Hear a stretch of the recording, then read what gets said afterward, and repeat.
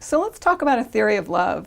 Sternberg has a triangular theory of love, which I like to draw in circles, but his triangular theory of love suggests that there are three components to love: your commitment, your passion, and your intimacy.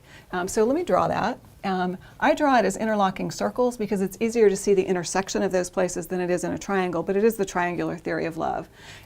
So intimacy.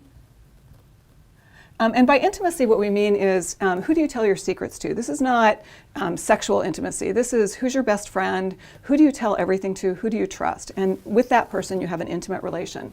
The second one is passion, and that's where you get physical passion. And I don't need to explain that to you.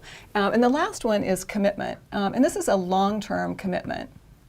And are you committed to that person? Do you live together? Are you married? Do you have some sort of a long-term commitment? And by the intersection of those circles, you can get 8 different types of love. So the first type is non-love. And non-love is what you would have for me as your instructor. I don't love you, you don't love me. That would be creepy, right? So there's no love between us. You would never say about me, I love her, and I would never say about you, I love you. The second one is liking. And if you like somebody, then you have intimacy with that person. So I'm going to put the number, I'm going to point to that one. You have intimacy with that person, but you're not passionate, you're not physically passionate, and you're not committed to them in any long-term way. So when you think about a friend and you say, oh, I love that person, you do love them, but it's really liking.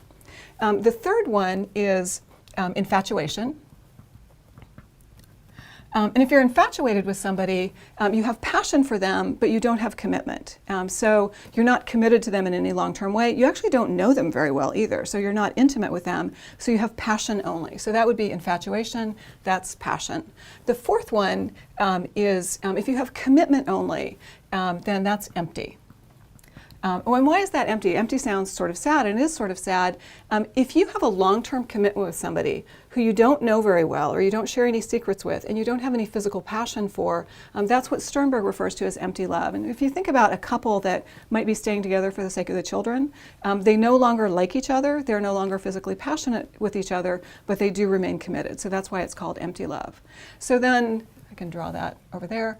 Now let's talk about the intersections of any two of these. So if you have intimacy and commitment without passion, think about what that might sound like. You share all your secrets with that person, and you have a long-term commitment with them, but you don't have physical passion. You think about a couple that may have been together for a very long time, they sleep in separate bedrooms, they still love each other, but they're not physically passionate with each other. That is companionate love.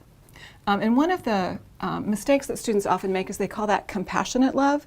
Let's remember that it's a companion and it's not pity.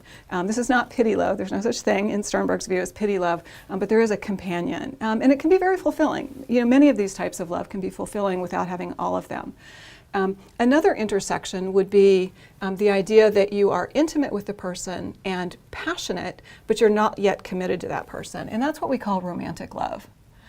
Romantic love is when you're dating somebody and you've been going out with them for a while, there's physical passion, you share all your secrets, you tell them everything, no detail is too small, but you're not yet committed in any long-term way. That's romantic love, and that's the kind of love that we often talk about when you say, I just fell in love with somebody.